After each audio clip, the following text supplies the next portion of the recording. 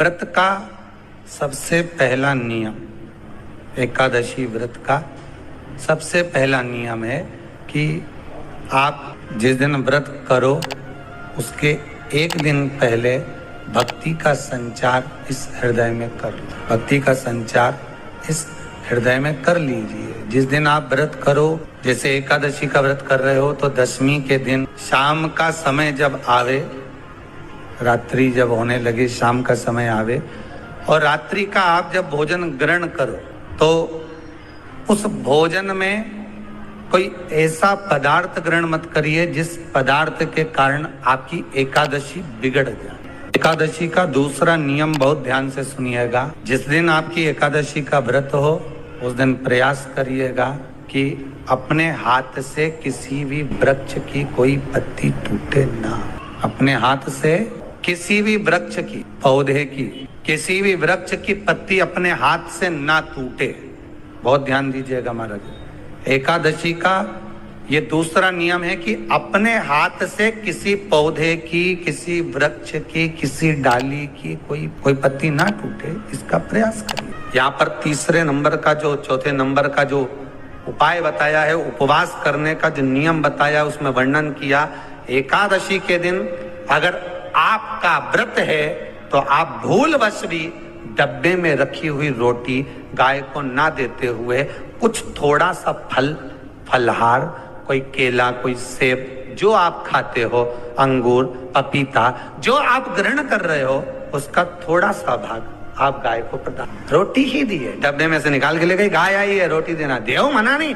बाकी के दिन आप आपके बेटे से कह दो रोटी दिया बेटा जा, पर आप अपने हाथों से, आपका व्रत है तो आप फलहार आप कर रहे हो तो फलहार का ही दान गौ माता को दी। पांचवा वर्णन किया चतुर्थ भाव में, बन सके जितना एकादशी के दिन भगवान का ओम नमो भगवते वासुदेवाय का जाप करें या अपने गुरु मंत्र का स्मरण करें, चाहे जो मंत्र आपके हृदय में समाहित हो। श्री शिवाय नमस्तुभ्यम, ओम नमः शिवाय, राम कृष्ण शिव, जो मन पड़े उसका भजन करें, पर दिल से करें। जितनी देर करते बने उतना देर करें। माला पकड़ने की भी जरूरत नहीं कि माला पकड़ के बैठता हूं तो घट की जिब्या से जप लो नहीं, जी वही उत्तम ही पूरा हो जाए। पांचवा नियम कहा, जिस दिन आपका व्रत रहे किसी निंदक से बात, निंदक जानते हो, भाई दूज के दिन, दिवाली की जो भाई दूज होती है ना, होली दिवाली की जो दूज होती है, उनमें ऐसा गोबर का भाई दूज बनाते हैं और पास में एक चुगलखोर भी बना है और चुगलखोर के ऊपर ऐसा भाटा धर दे, एक पत्थर। अब तुम्हारे उधर रखे कि नहीं रखे हमें नहीं मालूम रहे हो, जितने आस्था पे सुन रहे हो, पर हमारे इधर तो ऐसा रहता है, गोबर का भाई बहन बनाए और उसकी पूजन करे, उसके पास में गोबर का चुगल चोर भी बनाया, उसके ऊपर बाटा है। कथा वर्णन कर रही है, निंदक से बात ना करे। मान लो किसी ने आकर आपको निंदा कर भी दी तो तुरंत सूर्य नारायण भगवान का दर्शन करें और 3 बार उनका दर्शन कर कर नेत्र बंद करें, तब जाकर वो निंदा जो अंदर गई है, अंदर पवित्रता प्रदान करेगी, तब जाकर एकादशी का व्रत लगेगा। पहले तो प्रयास करो, अगर जो निंदा करने आता है ना तो उसको उस दिन एकादशी वाले दिन दरवाजे पे लिख दो। फिर कहा जीव की हत्या ना करे, अगला नियम है, अपने द्वारा जीव की हत्या ना हो, प्रयास करना, किसी को कष्ट ना हो। 18 नियम में से एक नियम और, प्रयास करिएगा एकादशी जब भी करें तो द्वादशी से जुड़ी हुई करें, दशमी से जुड़ी हुई एकादशी कम करें। जो वैष्णवों की एकादशी कौन सी होती है? जो एकादशी द्वादशी से जुड़ी हो, दशमी से नहीं। दशमी से जुड़ी हुई एकादशी व्रत कहलाती है, द्वादशी से जुड़ी हुई एकादशी पुण्य फल प्रदान कर कर वैष्णवों को भगवान के चरण में छोड़ आती है, इसलिए एकादशी द्वादशी से जुड़ी हुई। फिर अगला वर्णन किया गया महाराज, शास्त्र कहता है, अगला वर्णन जो किया गया उसमें बताया, प्रयास करें जिस दिन एकादशी हो उस दिन घर में बुआरी, झाड़ू आदि जो लगती है वो दूसरा लगा। क्यों? उसका वर्णन है, अगर आप बुआरी लगाएंगे, झाड़ू लगाएंगे, पोछा लगाएंगे तो हो सकता है कोई जीव आपके हाथ के द्वारा मर जाए। सारे व्रतों में केवल एक व्रत ऐसा होता है एकादशी का, जिसका उद्यापन पहली एकादशी पर भी कर सकते। सारे उद्यापन में केवल एक उद्यापन ऐसा होता है, सारे व्रतों में एक व्रत का उद्यापन ऐसा होता है, वो है एकादशी का। ये जरूरी नहीं कि 26 पूरी होगी तभी तुम करोगे, या तो पहली में ही कर लो या फिर 26 पूरी हो तब कर। पर उद्यापन, अब तुमको ऐसा लगे कि हाँ मैं अभी तो जीऊंगी हो, अभी तुम्हारा बाल भी धोला नहीं हुआ, तुमको ऐसा लगे तो अभी तो मैं तो बढ़िया, तो पहली पर करने से क्या फल मिलेगा? तो एकादशी की नियमावली कहती है, अगर मान लो आपने पहली एकादशी पर भी उद्यापन कर लिया, इसके बाद में जितनी एकादशी करोगे वो सारी तुम्हारे खाते में जुड़ती जाएगी। मतलब बैंक में खाता खोल लो, ठीक है, खाता खोल लिया, अब जितना कमाता जाओगा उसमें डालते जाओ, जितनी कमाई करके लाओगे उसमें जमा करते जाओ। एकादशी एक बार उद्यापन पहले में भी हो गया तो बाकी का पुण्य तुम्हारे खाते में आ जाए। एकादशी का उद्यापन बड़े महीने में माघ शुक्ल एकादशी के दिन, माघ का महीना हो, शुक्ल पक्ष की, जम के बोलिए, एकादशी हो, प्रयास करना कि आप उद्यापन करें, भले 5, 10, 11, 12 जितनी एकादशी हो जाए, 26 हो जाए तो ज्यादा अच्छी है, नहीं तो आप करें तो माघ महीने की शुक्ल पक्ष की एकादशी के दिन आप उद्यापन करें। प्रयास बड़े महीने के अंतर्गत जो उद्यापन, हाँ चतुर्मास के अंतर्गत उद्यापन नहीं होता एकादशी का, बहुत ध्यान दीजिएगा। सावन भादो कुंवर कार्तिक जो 4 महीना होते हैं भगवान के शयन करने के, इसके अंतर्गत एकादशी का उद्यापन नहीं होता, और इसके अंतर्गत उद्यापन करना भी नहीं चाहिए। एकादशी का उद्यापन माघ महीने की शुक्ल पक्ष की एकादशी के दिन आप बहुत प्रेम से आनंद के साथ करिए महाराज। परंतु एकादशी के उद्यापन में सबसे ज्यादा अगर कुछ जरूरी होता है तो 24 तरह का नैवेद्य जरूरी होता है। कितने तरह का? 24 तरह का नैवेद्य। अब आप कहोगे गुरुजी उद्यापन हम कर रहे हैं एकादशी का, तो उसमें तो फलहार का हमें नैवेद्य बनाना चाहिए। तो फिर ये पुराण के अंतर्गत स्कंद पुराण में ये चीज लिखी है कि एकादशी का जब उद्यापन करते हैं तो 24 तरह का नैवेद्य बनाकर सिद्ध करते हैं। 24 तरह का नैवेद्य जान रख लेना, हलवा बना लो, खीर बना लो, पूड़ी बना लो, सब्जी बना लो, पकौड़ा बना लो, भजिया बना लो, ऐसे 24 तरह का नैवेद्य अलग अलग चाहिए। पर लोग क्या करते हैं, खोपरा पाक बनवा लेते हैं 1-2 किलो और 24 जगह रख देते हैं। 24 तरह का नैवेद्य रख। एकादशी के दिन भगवान का पूजन का पूरी तैयारी कर कर, मंडल आदि बनवाकर, विद्वान ब्राह्मण को बुलाकर, कर्मकांडी ब्राह्मण को बुलाकर, जो भगवत सेवा में एकादशी का उद्यापन कराए, उन ब्राह्मण के चरणों को नमन कर कर, प्रणाम कर कर एकादशी का पूजन करवाइए, और उस मंडल की पूजन कराकर हवन द्वादशी को कराइए। जितने आस्था चैनल पर कथा सुन रहे हो, जितने फेसबुक और यूट्यूब पर सुन रहे हो, बहुत सावधानी से सुनना। 2 बार पशुपति व्रत कर लिए आपने, ये कर लिया आपने, प्रदोष कर लिया आपने, सोमवार कर लिया आपने, सारे अनुष्ठान कर लिए, बहुत सारे उपाय भी करे। तो शुक्रवार के दिन अगर शंकर के मंदिर में जल चढ़ाया जाए तो नारी का अखंड सौभाग्य होता है। शिव महापुराण में, स्कंद पुराण में, नर्मदा पुराण में, भविष्य पुराण में, अग्नि पुराण में, नारद पुराण में, बरहा पुराण में, वामन पुराण में, जितनी चीजें लिखी गई है एक एक प्रैक्टिकल कर देखो। भगवान थोड़ी ना कहेगा कि तू मेरे पास में आए तो मैं चरण की रेल लेकर जा।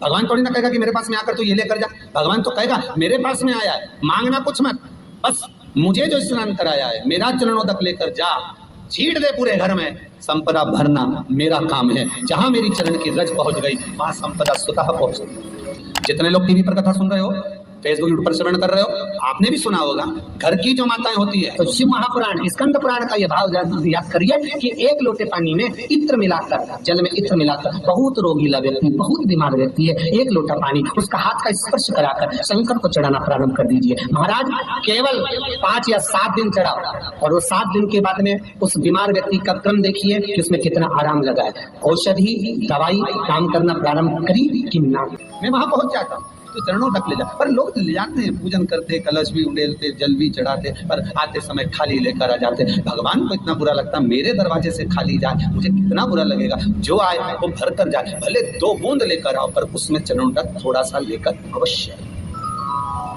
हमारी माताएं बड़ी प्रेम से कहती हैं, आप लोगों के मन में भी ये बात जरूर होगा, 3 तरह का जल शिव को समर्पित होता है। जितने लोग टीवी पर कथा सुन रहे हो, फेसबुक यूट्यूब पर श्रवण कर रहे हो, आपने भी सुना होगा, घर की जो माताएं होती है, कभी भी घर का रसोई घर का बर्तन जिसमें सब्जी बनाई है, 50 लोग अगर जिम में आ रहे हैं और कह दिया आज का निमंत्रण है, 50 लोगों का पार्टी है, ये है वो है, सुहागिल है या ब्राह्मण भोज है, तो वो जो खीर का पात्र होगा, जो बर्तन होगा, जो सब्जी का पात्र होगा, माँ उसको खाली जल्दी नहीं करती है। भले उसमें सब्जी थोड़ी ना थोड़ी पड़ी रहने देगी, जब तक सब जिम कर नहीं चले जाएंगे तब तक उसमें पटक कर रखेगी। क्यों? क्योंकि उसमें उसकी बरकत है। उसी तरह जल चढ़ाने के बाद हम जब लेकर आते हैं पात्र के अंदर, ये उसमें उसकी बरकत है। गर्ग संहिता में दूसरी चीज कही, उसको भी समझ लीजिए। गर्ग संहिता में कहा गया, जब आप घर से जल लेकर जाते हो भरकर, तो ये सृष्टि की जितनी नदियां हैं, पृथ्वी पर जितनी नदियां विद्यमान हैं, जितने तालाब, जितने सरोवर, जितने कुंड, जितने विराजमान हैं, उन सारे तीर्थों का जल जब आप घर से लेकर निकलते हो तो वो तीर्थ का संपूर्ण जल आपके कलश में आ जाता है। और जब आप उस जल को शिव पर समर्पित कर देती हो और 2 बूंद चरणा तक लेकर जब जाती हो, तो शिव महापुराण गर्ग संहिता पद्म पुराण कहती है वो जल साधारण नहीं रहता, वो गंगा जल बनकर तुम्हारे घर को पवित्र करने के लिए पहुंच जाता है। वो पवित्र गंगा जल बनता है, उसको लेकर प्रवेश कर, उसको लेकर पहुंच। 3 तरह का जल शिव को समर्पित होता है और वो तीनों तरह के जल का अलग अलग भाव है हमारा।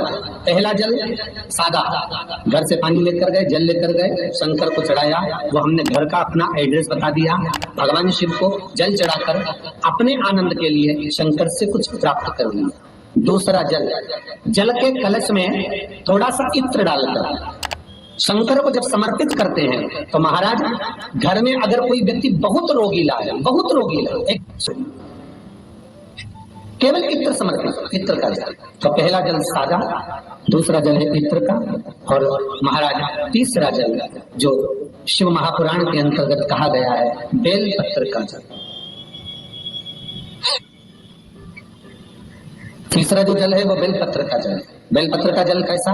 तो महाराज शिव महापुराण की कथा कहती है कि जल के पात्र में एक बेलपत्र अंदर डालकर उस जल के पात्र को ले जाकर शिव को समर्पित करना, अर्थात अपनी मन की कामना भगवान शंकर से कह देना, केवल बेलपत्र के माध्यम। बोलना नहीं है हमको, कुछ हमें कुछ कहना नहीं है।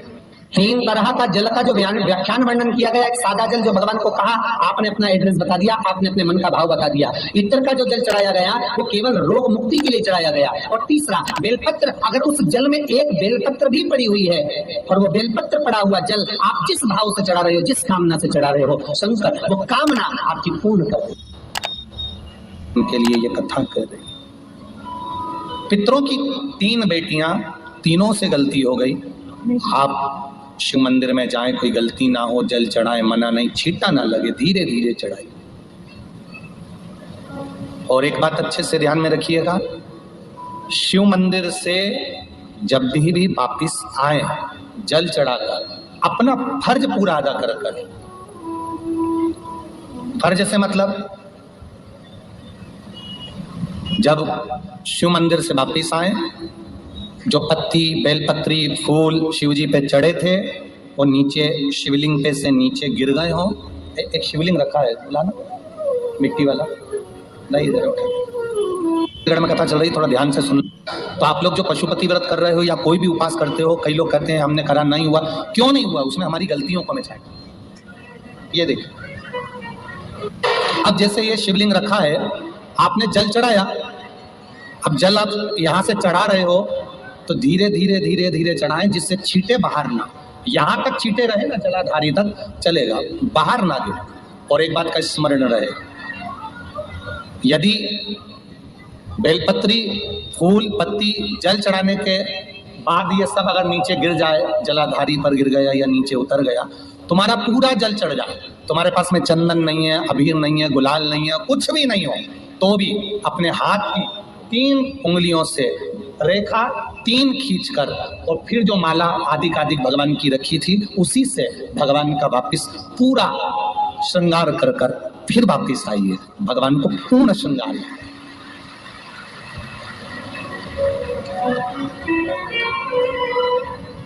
भगवान का पूर्ण श्रृंगार कर आइए। कई लोग जल चढ़ाने के बाद में भगवान का जो फूल पत्ती नीचे रखी रहती है, हम ये नहीं कह रहे कि आप अपने घर से लेकर जाओ, आपके पास में कुछ नहीं, एक लोटा जल चढ़ाओ। जल चढ़ाया, जो फूल पत्ती नीचे रखी हुई है उसी को उठाकर उसको रखकर उसी फूल से भगवान का खूब सुंदर भगवान का कर फिर आइए। क्यों? शिव का जब हम श्रृंगार कर आते हैं, माता पार्वती जी ने देव अधिदेव महादेव का श्रृंगार किया है, आप लोगों के स्मरण में होगा।